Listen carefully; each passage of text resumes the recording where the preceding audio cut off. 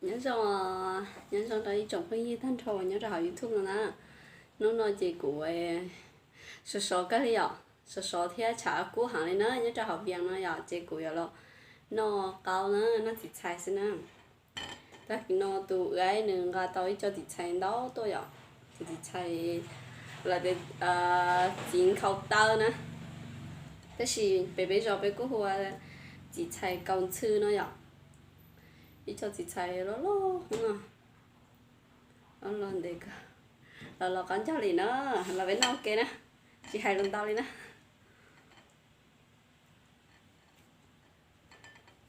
cho con cho nó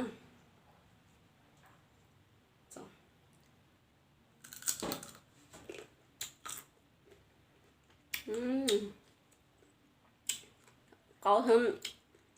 có lá xếp cơ gì cơ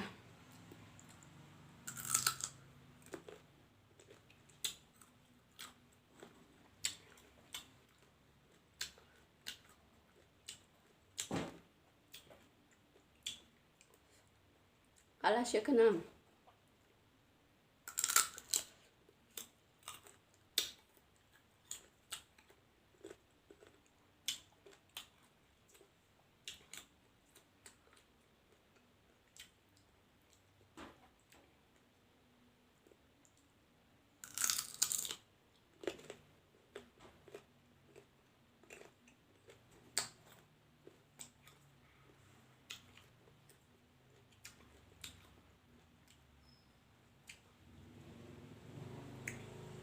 thì菜那么过年闹好的，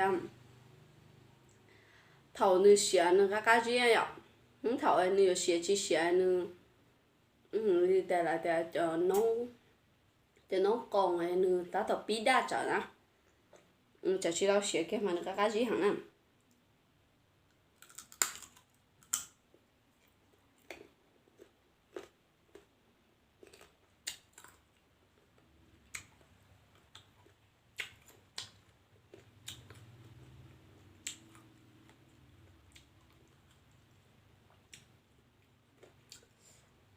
sợ mà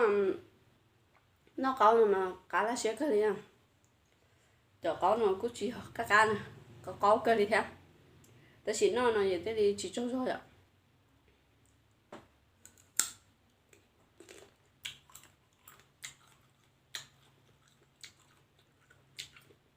Anh thử mua là có một đây là bên nào kia nó, chờ chua nó đau à, tụi ấy người ta ít ná lo tôi chuẩn đau cơ.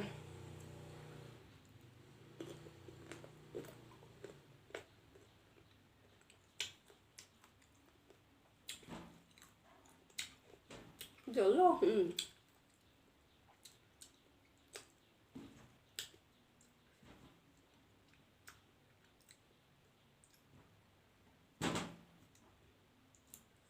Rồi chỉ thấy nó mà thầu nữ lo thế xé tôi ấy ạ, khỏi cái mà nâng khăn khó à, nâng khó thì cũng mất tiền, nâng khó đấy nâng tiền đấy có thể thì cũng mất tiền, lúc nấu từ biết còn à, rồi tướng mà đầy tờ nó ạ, mà đầy tờ nó vậy thì lúc nấu từ biết còn à, dù là đầy tờ nó lái ạ, vậy thì là nấu từ biết còn à.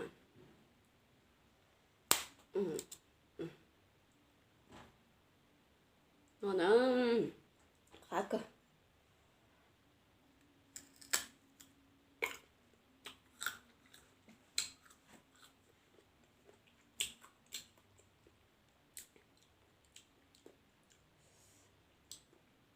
Thầu dù mẹ mà dù nó từ tàu có chỉ nó chỉ cho tàu không,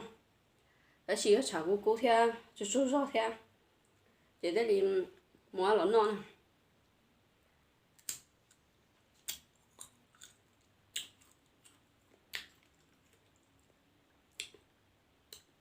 Bà ta nó tận đâu rồi, nó chỉ tận đâu.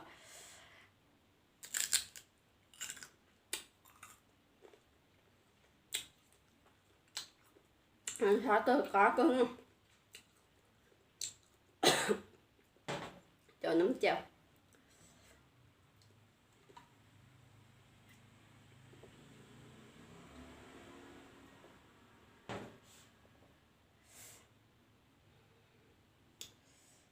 sọ cơ đi sọ hắn gì cơ này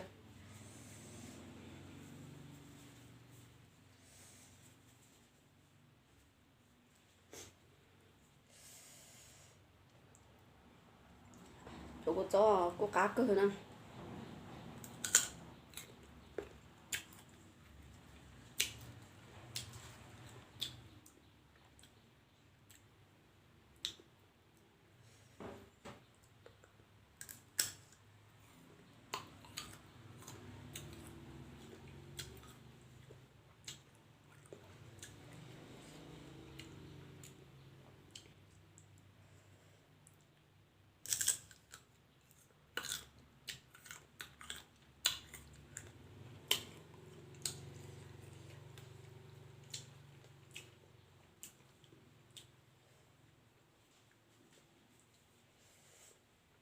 chỉ cái này nè quê tôi nàng đây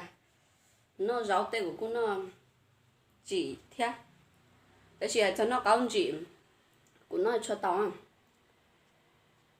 nó cao thì là dùng chỉ có gió sốt kia vậy chỉ dùng nó cho tao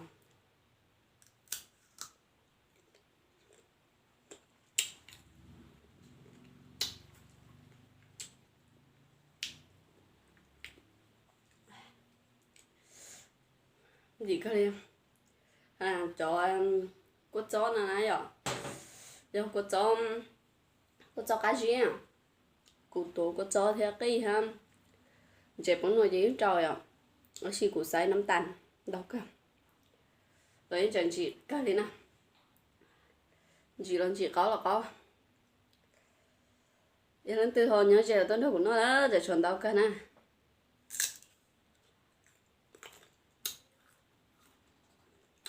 trời ơi luôn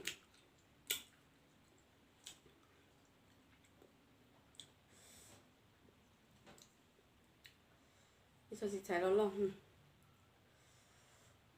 lột tiền giờ để giờ luôn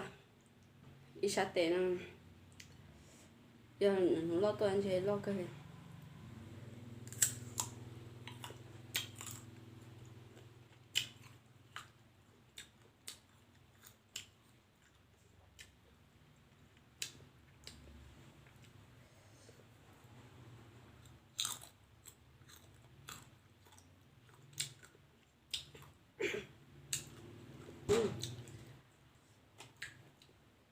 chỉ có thế nào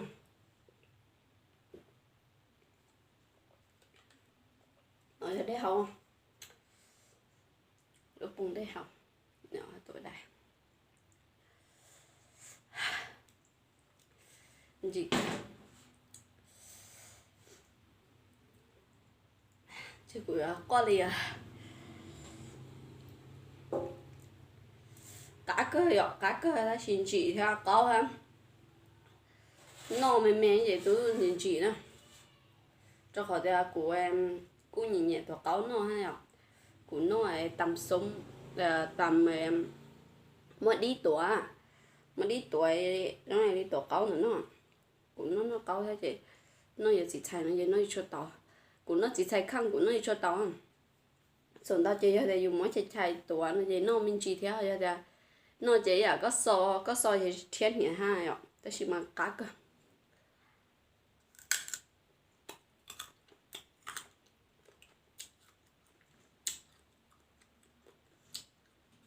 giờ chỉ xài mà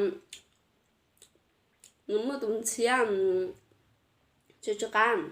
thì cũng nhận nó tụng chia cho cá nữa nè